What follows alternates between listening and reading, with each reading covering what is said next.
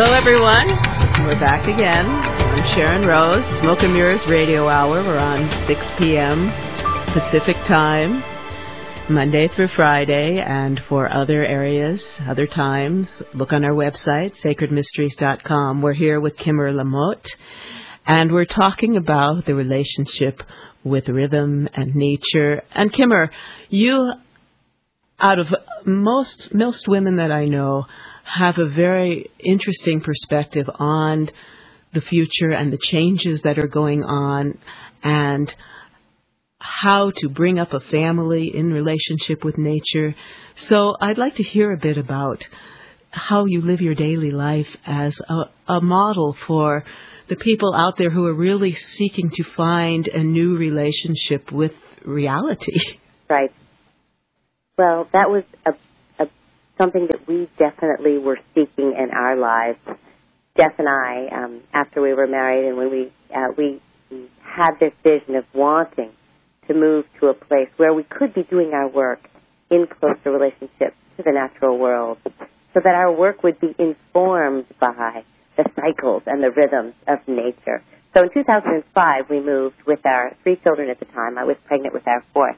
We moved here to upstate New York, where we live on a farm surrounded by 95 acres of amazingly beautiful farmland. And the things that we have learned have been both confirming and surprising at the same time.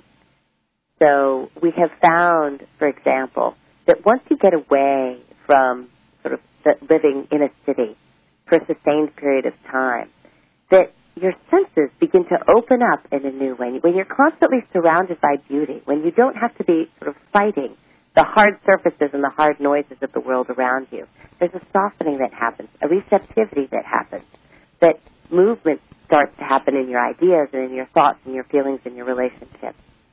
And our children have been very much a part of this process. So from the first that we met, that we moved up here, it was something that we did together as a family, that they had their visions for what they wanted here, and that we were helping them to realize their visions, and they were helping us to realize ours. It was this synergy between our different competing visions. And then how yes? I know you speak a lot about this on your blog. Yes. So let everyone know how to reach you. Okay. I write a weekly blog on Psychology Today, which is www.psychologytoday.com. And they have a number of blogs. And in the health section, you'll find a blog that I write called What a Body Knows. And yes, I do talk about it, and I talk about what I'm learning through my children about our relationship to nature. Because one of the things I realized when we moved out here was that my image at that point was that nature was something that I would walk through, that I would enjoy definitely being in, but I would look at and I would listen to and I would sense.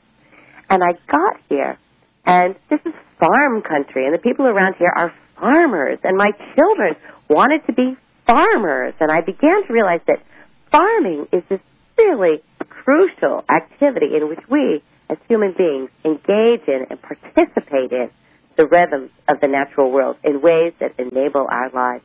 So farming has become this sort of practical activity in which we engage, as well as this metaphor for a kind of relating to the nature in us and around us that bears fruit, as it were. So on any given day, what do we do? Well, my son, who's now 14, will wake up in the morning and he goes out to milk the cow. So we are now milking a cow, which we do twice a day. She produces about 3 gallons of milk. And we take that milk and we make it into milk and cream and butter and ice cream and cheese. And my daughter, who is 8 now, is taking care of chicks and chickens. Well, she is actually currently raising 26 chicks that she just got for her birthday. And she's been wanting chicks for probably the last 2 years. And we've had some hens who lay eggs for us.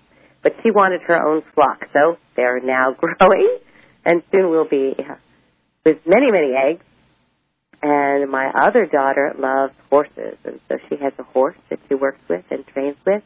And so what's happening is that my children are branching out and exploring, creating these relationships to these animals that are teaching them then about their own place in the web of life. There are many of us that feel that we're in this great transformative nexus and that it's really important. These skills are going to be extremely important. Jay says that the average age of a farmer now is 57 years old. And I've talked to teachers in even high schools who have students that think that milk comes from the supermarket. Yes. So I feel that what you're doing is extremely valuable and that we need, as we walk into the future, more connectedness with the earth in this manner. Yes. And teaching our children these skills are going to come in incredibly handy as we go through these shifting times. Yes. There's another issue sure. I wanted to bring up. And one of the things that I realize about these skills, too, is that I think we've thought about them as a culture as sort of drudgery, right? They're the chores, and the chores are chores. Chores. And what my children have discovered for themselves is that being able to do these things gives them a sense of purpose and a sense of who they are, a sense of contributing to the household. I think one of the challenges of our time is that children ages 10 to 20 really have no purpose in our society. They exist to be entertained or to enter into competitions where they have to win awards and high grades, but they don't have a sense of themselves as contributing something, as having any value. And so part of what's happening is my kids also have a sense of themselves as contributing to the household, as creating the world in which they live, and that's a powerful thing. So not only are they learning how to milk a cow and take care of chickens, but they're learning how to participate in the creation, the bringing into being of a world. And I think that capacity, that imaginative engagement with what is also part of what we need in this transition we're making to a new time. Yes, we need to be able to find, again, the mechanism to reach into the creative, imaginal realms and find new solutions. Yes. Yes. And the tendency, I think, among some people is to think that in order to find those imaginal realms, we need to, again, move out of our bodies into some kind of conceptual virtual space. And so we keep questing and reaching for these ideas, for the next idea, the next belief.